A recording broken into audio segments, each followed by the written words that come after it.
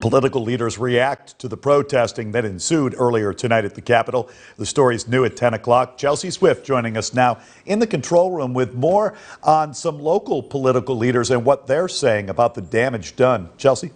Hi, Sean. A peaceful transfer of power has long been a hallmark of American democracy. However, leaders are saying what they saw today was anything but that. Leaders are calling the rioting that ensued at the Capitol unacceptable. Former 7-term Republican Congressman Phil English says he and others condemn these actions. For these crowds to try to insert themselves into the process is not an expression of the First Amendment. This is an attempt at mob rule, and it's a terrible mistake. English is also criticizing President Trump, who released a video on social media telling protesters to go home, but calling his supporters very special.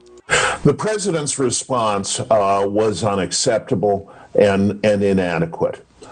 He should have condemned the action. He should not in any way have encouraged it. And he should convey at this point very clearly that this is unacceptable behavior. Senator Pat Toomey agrees, releasing a statement reading, "This is an absolute disgrace. I appreciate the work of the United States Capitol Police under difficult circumstances. I am currently safe, as are the few members of my staff that are currently at the Capitol complex." The chairman of the Erie County Democratic Party, Jim Wirtz, says he and other members of the community have questions about how protesters were able to break into the Capitol and damage federal property. The role of the police today and why they didn't stop these protesters or mobsters earlier, why they didn't keep them from aggressively entering the Capitol.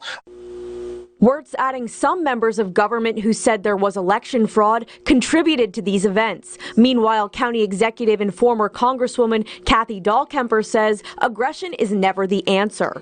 Violence is never a way to solve anything. I think we all know that. And yet these people have resorted to violence because they simply don't like how other people voted in this country. And yet the majority of people voted for one person, Joe Biden. The Electoral College has certified the election. However, some still choose to protest outside the Capitol this evening. Sean? Yeah, and we know at this hour the Congress is right back to work. So we could get some answers from them before the night's over with. All right. Thank you, Chelsea. Thanks.